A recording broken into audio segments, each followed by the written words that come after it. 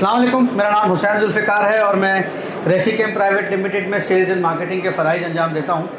आज की इस प्रेजेंटेशन में हम डिस्कस करेंगे कि सही इपॉक्सी फ्लोरिंग का तयन कैसे किया जाए, इपॉक्सी क्या है और इपॉक्सी हमारी कहाँ कहाँ लगती है वगैरह वगैरह। तो टू स्टार्ट ऑफ विथ सबसे पहले तो हमें आपको समझाना पड़ेगा कि बुनियादी तौर पे जो इपॉक्सी होती है वो है क्या।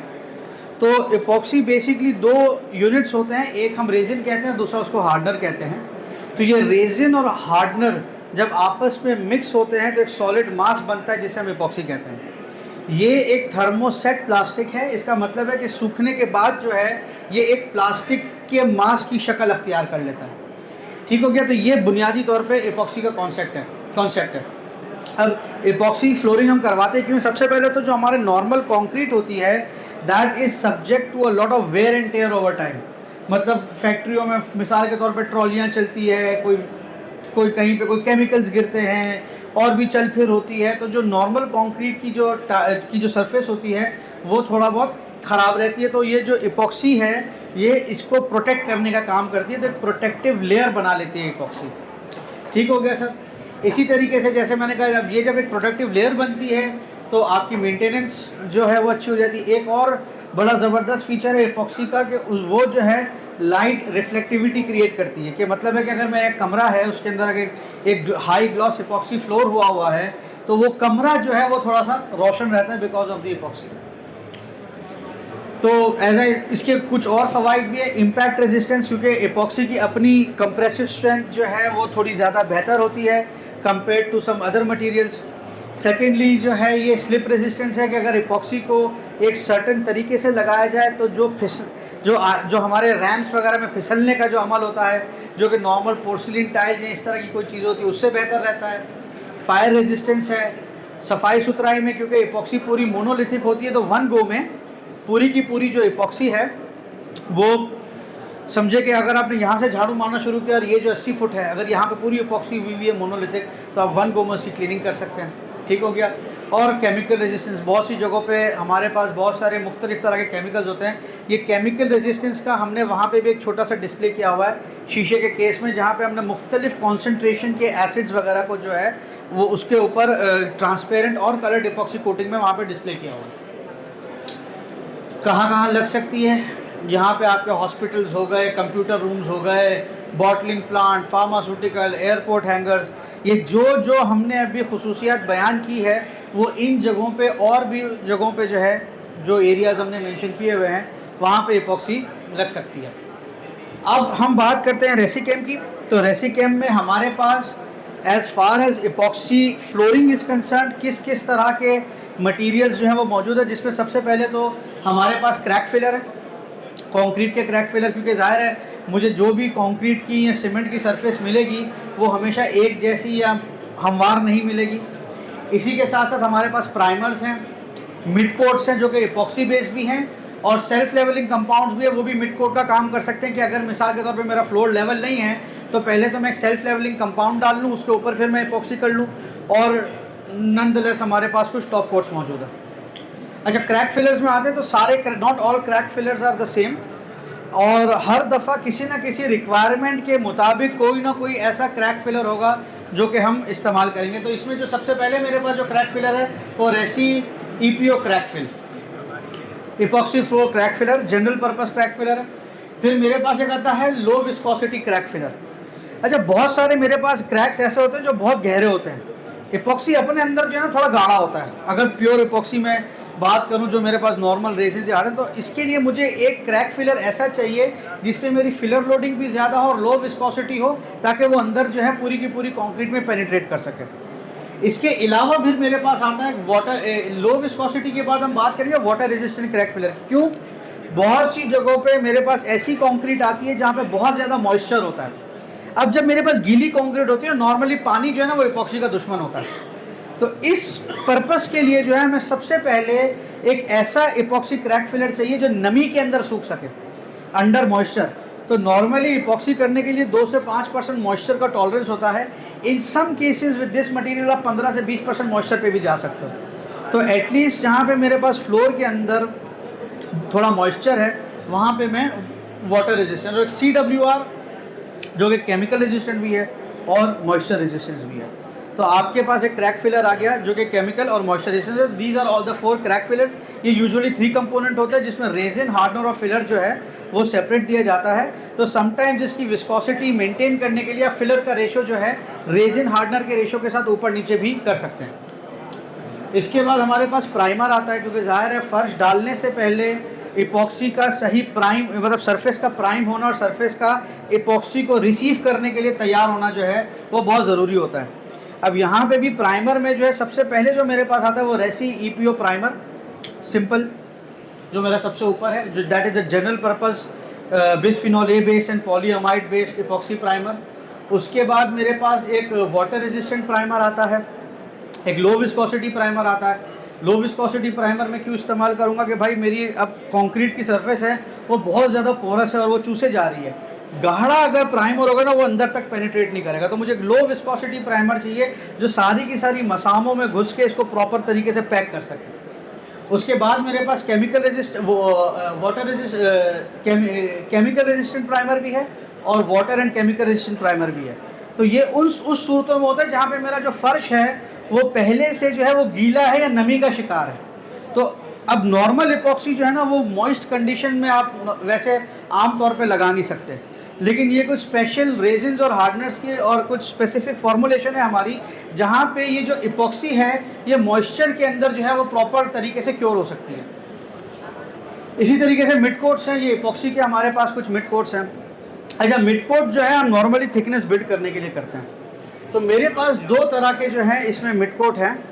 सबसे पहले तो मेरे पास एक GP है जो कि जनरल पर्पस मिड कोट है, और जो CR है वो that is a chemical resistant mid coat. General purpose mid coat में भी 2 ग्रेन के साइज आते हैं। अगर मुझे 1 mm का मिड कोट करना है, क्योंकि ज़ाहिर अगर मोटा दाना होगा ना तो फर्श में मेरे दाने आएंगे।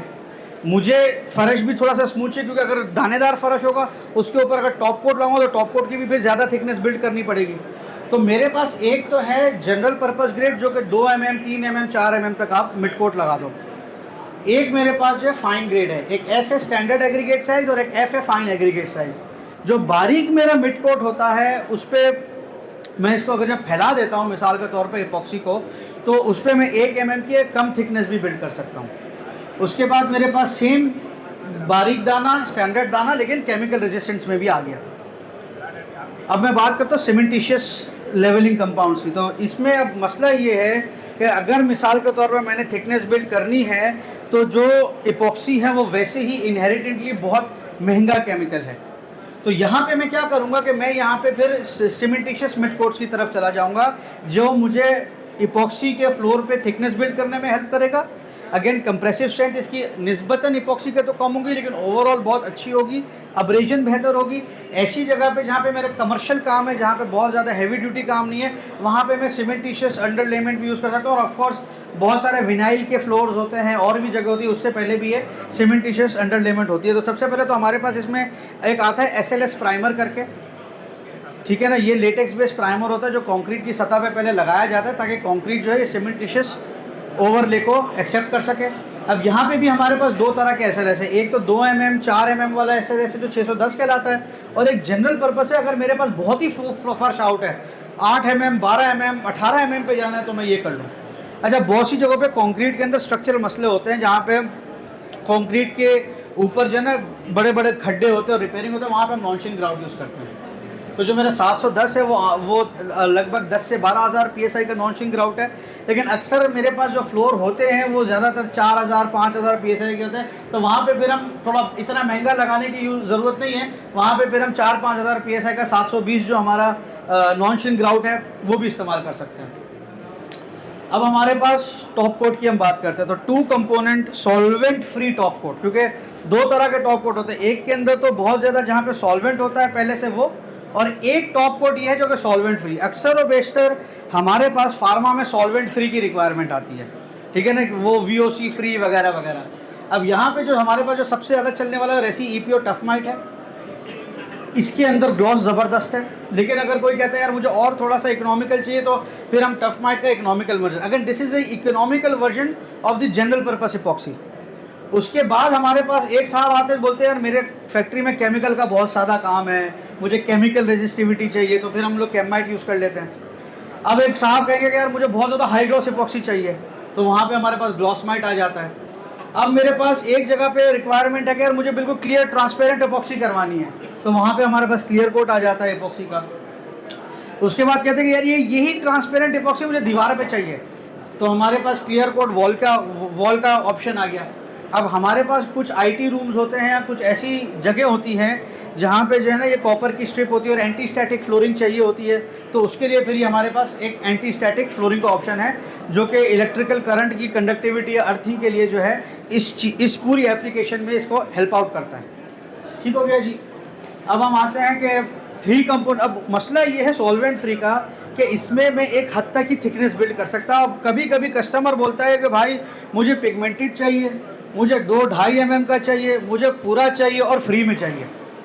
ठीक है ना, खैर फ्री में तो हम नहीं दे सकते, लेकिन हम उनको ये कहते हैं कि फिर हम आपको फिलर लोडिंग करके 3 कंपोनेंट जो है वो इपॉक्सी मटेरियल देंगे।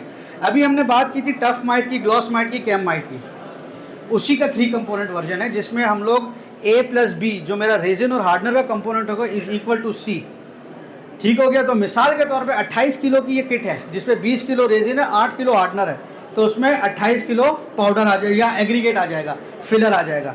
अच्छा, ये फिलर जो है थोड़ा भारी सिलिका का फिलर होता है, तो ये क्या करता है कि आप जब इपॉक्सी करते हैं ना कुछ अरसे बाद नीचे बैठ जाता है, तो आपके पास नीचे जो है वो सिलिका आ गई जिसने पूरी बॉडी बना दी, ऊपर आपके पास प्रॉपर प्योर इपॉक्सी आ गई जिसने आपको बहुत ही ज़्यादा एक स्मूथ फिनिश कर दी, और जिसको जो थिकनेस की रिक्वायरमेंट थी वो भी पूरी हो गई। जाहिर है थिकनेस होगी तो कंप्रेसिव स्ट्रेंथ भी बढ़ेगी, एब्रेशन रेजिस्टेंस भी बढ़ेगी और प्रॉपर्टीज़ भी बढ़ेगी, और ज़्यादा इन सब चीज़ों में कॉस्ट नहीं आएगी। तो हमने जनरल पर्पस इपॉक्सी को 3 कंपोनेंट में जो है वो डेवलप कर लिया। अब हमारे पास रोलर अप्लाइड इपॉक्सीज है, क्योंकि अक्सर और बेशतर हमें शायद 1000 माइक्रोन से थोड़ा कम में जाना पड़े। ठीक हो गया। तो वहाँ पे फिर हम लोग solvent loaded thin applied epoxy coating करते हैं। तो इसमें कुछ ऐसी है जो कि जैसे हमारा जो रोल कोट है ये सॉल्वेंट फ्री कोटिंग है, लेकिन अब इसमें मसला ये है कि सॉल्वेंट फ्री थोड़ा महंगा होता है, तो अब हमें अगर वही सेम रिजल्ट, लेकिन अगर सॉल्वेंट एक्सेप्टेबल है तो हम जो है वो सॉल्वेंटेड कोटिंग में चले जाएंगे जो कि रोल कोट प्लस है। इसी तरीके से हमारे पास जो है वो वर्टी कोट है सॉल्वेंट बेस्ड। अगर हमें दीवार पे थोड़ी इकोनॉमिकल कोटिंग चाहिए तो सॉल्वेंट लोडेड, और हमारे पास मेटल के लिए जो है वो आयरन कोट स्टैंडर्ड और आयरन कोट CR जो कि केमिकल रेजिस्टेंट ग्रेड है। तो लोहे के ऊपर भी मरीन एप्लीकेशंस के लिए या ऐसी जगहों पे जहाँ पे मुझे एक केमिकल रेजिस्टेंट इपॉक्सी ग्रेड चाहिए तो वहाँ पे मेरे पास आयरन कोट CR आ जाएगा। ठीक है। इसी तरीके से अब मेरे पास जो है ना बहुत सारे केमिकल रेजिस्टेंट ग्रेड हैं जिसमें अलग अलग विस्कोसिटी है। जो मिसाल के तौर पे मेरे पास कैम कोट 400 जो है that is a very high chemical resistant, जो कि बहुत ज़्यादा हैवीली कॉन्सेंट्रेटेड एसिड्स को बताएगा, लेकिन ज़ाहिर है प्राइस में महंगा है। अब हर जगह तो इतना तेज़ाब और इतना सारा केमिकल नहीं होता, तो मेरे पास मॉडरेट केमिकल रेजिस्टिविटी भी। अब कभी कभी इशू क्या आता है, अगला बोलेगा ये तो बहुत गाढ़ा है, मुझे पतला करके दे दो भाई, तो वो सेम केमिकल रेजिस्टिविटी आपको पतली विस्कोसिटी पे भी मिल जाती है।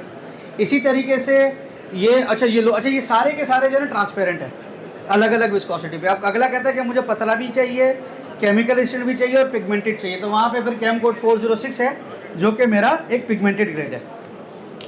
अब हम बात करते हैं कि भाई जब हम कोई भी इपॉक्सी सिस्टम कहीं पे भी रेकमेंड करते हैं तो वहाँ पे कस्टमर क्या क्या ऐसी चीज़ें हैं जो कि देखते हैं। तो वहाँ पे सबसे पहला काम है कि भाई कस्टमर की रिक्वायरमेंट समझ लो। अक्सर और बेशतर हमारे साथ होता है हम बेचने कुछ जाते हैं, उसको चाहिए कुछ होता है, तो बेहतर ये है उसकी रिक्वायरमेंट समझ लो, उसका बजट समझ लो, सारी चीज़ें समझ लो, उसके बाद ही उसको सोल्यूशन दो।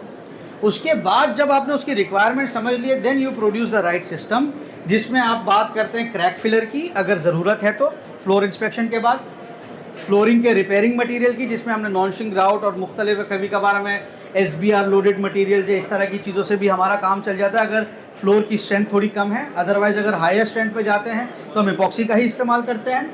उसके बाद हमारे पास काफ़ी सारे मिड कोट्स हैं और हमारे पास टॉप कोट आ गया। ठीक हो गया।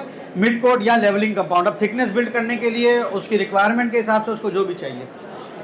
ठीक है सर। अच्छा, ये जो है एक इपॉक्सी का सिस्टम है, इसी तरीके से हम डिज़ाइन करते हैं जहाँ पे अब ये जनरल पर्पस इपॉक्सी सिस्टम में सबसे पहले आपके पास जो है एक लेवल्ड प्रिपेयर्ड कंक्रीट सरफेस आ गई। बी में आपका क्रैक आ गया, सी में अपना सी में जो है EPO क्रैक फिल आ गया, जनरल पर्पस क्रैक फिलर। फिर प्राइमर करके हमने टॉप कोट कर लिया और मार्किंग कर ली, जो कि नॉर्मल हमारी प्रैक्टिस होती है 700-800 माइक्रोन 600 माइक्रोन पार्किंग में होती है। कभी 1000 माइक्रोन भी किसी की रिक्वायरमेंट हो या कुछ हो तो हम उसको कर सकते हैं। Secondly again same system but for high gloss, तो हमारा टॉप कोट चेंज हो गया यहाँ पे, पीछे का सिस्टम हमारा वही रहा। उसके बाद हमारे पास केमिकल रेजिस्टेंट फ्लोरिंग आ गई, और चौथा जो हम जिस पे हम बात करते हैं ये हमारे पास हो गया मिड कोट के साथ। ठीक है, अब इसी में जो मैंने ये तो कुछ 4 ऐसे सिस्टम है, अगर मैं इसी की मिक्स एंड मैच करके सिस्टम बनाने जाऊंगा ना तो ये तो हज़ारों में सिस्टम चले जाएंगे। लेकिन अगर आपके पास बेसिक प्रोडक्ट की अंडरस्टैंडिंग है, बेसिक कॉस्टिंग है, सारी चीज़ें हैं, तो आप जो है बड़े आसानी से जो है अपना इपॉक्सी का सिस्टम कस्टमाइज़ करके क्लाइंट को दे सकते हैं at the cost and at the quality that he और शी रिक्वायर्स। तो इसका सबसे जो पूरी प्रेजेंटेशन जो मैंने इतनी जो लंबी तकरीर की, उसका जो बुनियादी उन्वान है ना, मैं कहता हूँ कि हम किसी भी प्राइस रेंज पे किसी भी तरह की इपॉक्सी जो आपकी रिक्वायरमेंट हो वो बॉटम लाइन है कि हो सकती है, पॉसिबल है। ठीक है ना, आप अपनी रिक्वायरमेंट लेके यार और फिर देखें हम आपको किस तरह की जो है वो चीज़ें जो है वो दे सकते हैं सर। तो अगर किसी का कोई सवाल है इस मौजू पे तो प्लीज़ मुझे बता दीजिएगा, वरना मैं यहाँ पे भी हम लोग मौजूद है, हमारे किसी टीम के मेंबर से भी कोई आपका सवाल हो तो बता दीजिएगा। Thank you ji.